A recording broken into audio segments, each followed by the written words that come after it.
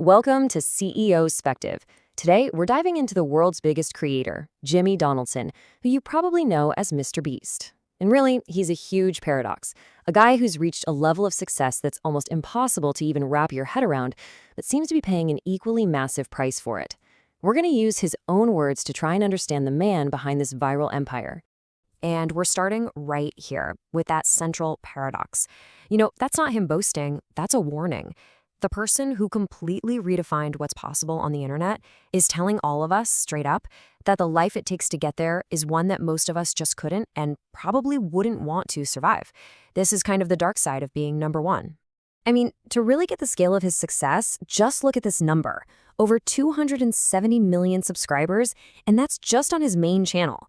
That isn't just a stat. That is a huge percentage of all human beings on Earth with internet access. His stuff is watched by something like 3% of the entire global population if you don't count China. It's a level of attention that, frankly, we've never seen before in history. And all that attention lets him do things on a scale nobody else can even come close to. I mean, take his show, Beast Games. He gave away a $5 million cash prize. That's the largest in the history of competition TV. Everything he touches is designed to be the biggest, the most difficult, the most insane version possible. But as we're about to see, that comes with a serious cost. And this is the cost laid out in the clearest way possible. When he was asked straight up if he's happy, his answer is just brutal. More unhappy than happy. It's a pretty shocking thing to hear from someone who, you'd think, has it all: the fame, the money, the impact.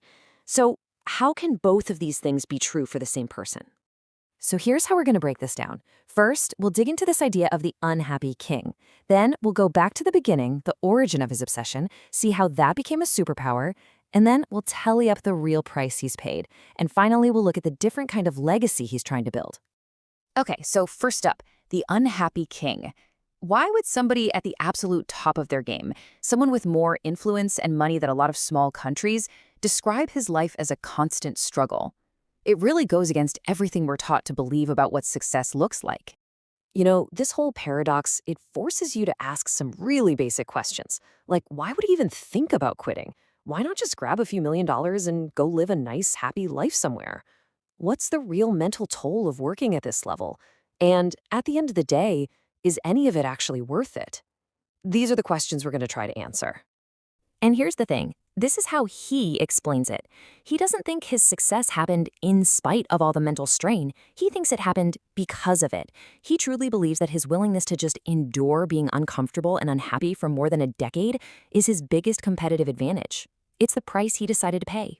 So, how did this all start? Well, to understand the man he is today, you really have to go back and understand the kid he was. His obsession wasn't something that came with success. It was forged in isolation and sickness, creating what he himself calls a freak. This one word, it tells you pretty much everything you need to know about his childhood social life.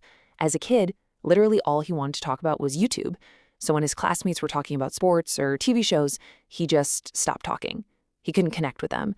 It got so bad that one of his teachers actually pulled his mom aside and asked if he was mute. He wasn't the problem. He was just in an environment that had no idea what to do with his single-minded, all-consuming passion. And then at 15, his entire life changed. He was diagnosed with Crohn's disease, which is this incredibly painful condition that completely ended his dreams of playing baseball. He lost 50 pounds, dropping from 190 all the way down to 139.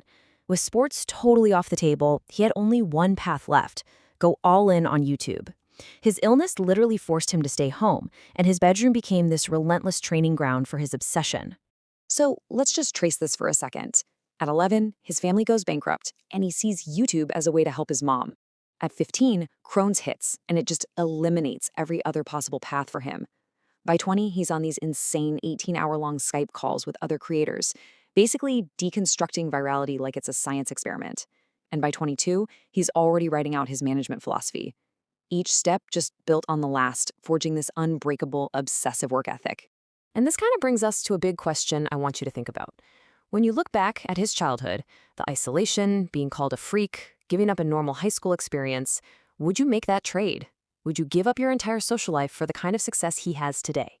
It's a pretty stark choice, and he made it without even knowing if it would ever work out. So that obsession, the very same thing that made him an outcast as a kid, Well, it eventually became his superpower. He figured out how to weaponize it, turning it into this billion-dollar engine that basically no one else on the planet can copy. This right here is the key to understanding him, his totally unique relationship with risk. While most of us see risk and think danger, something to avoid, Jimmy sees it as fuel. He tells this story about how when he first started making real money, his mom would try to hide some of it for savings, and he'd find the cash and just think, awesome, now I can spend even more on the next video. For him, pouring every last dollar back in isn't scary, it's just how you play the game. And he builds his entire team around this exact mindset. When he's hiring, these are the traits he's looking for. But the most important one, you have to be obsessed. He says the single worst thing an employee can be is not obsessed. He needs people around him who think about the work as much as he does. Probably because for so long, that isolated, obsessive world was the only one he ever knew. And what's wild is that he is completely self-aware about this. He knows this level of obsession is not normal and that it makes him different. But he doesn't see it as some flaw he needs to fix. He sees it as the source of all his strength. Thinking about a single problem for 16 hours a day is what lets him find solutions that nobody else even thinks of. But man, that superpower comes with a steep price. In this section, we're going to try and calculate the true cost of being Mr. Beast, a cost that's measured in millions of dollars, in mental anguish, and in this just constant barrage of criticism. So let's take his biggest project ever, Beast Games. Most people saw the headlines that Amazon gave him $100 million and just assumed he was cashing in. But the reality? He spent so much trying to make the show perfect, over $15 million on the set for just the first episode, that he personally lost tens of millions of dollars on it. He literally paid out of his own pocket to meet his own ridiculously high standards. And then there's this really bizarre thing he deals with when it comes to criticism. He says when he does a typical influencer-type video, like comparing expensive boats, nobody really cares. But when he uploads a video where he cures 1,000 blind people or builds 100 wells in Africa, all hell breaks loose. The more good he tries to do, the more people just attack him, accusing him of having some kind of hidden agenda. It's this strange backward relationship. And this just shows you the sheer scale of the negativity. I mean, think about that number for a second. 5,000 times. Our brains just are not built to handle that volume of feedback, especially when it's that hateful. It's a never-ending flood of criticism that would absolutely destroy most people, and even he admits there were times it would just make him cry. So after hearing all that, the insane ambition, losing his own money, the mental toll, what do you think? Is this guy a creative genius who's changing the world, or is he a relentless workaholic who's on a path to total burnout? Let us know what you think down in the comments. Okay, and that brings us to our final section. Because despite all the pressure and the personal cost, MrBeast is not slowing down. He's actually channeling all of that struggle into a mission that goes way beyond just getting views, all in an attempt to build a completely different kind of legacy. This is the problem that he's decided he wants to solve with his chocolate company, Feastables.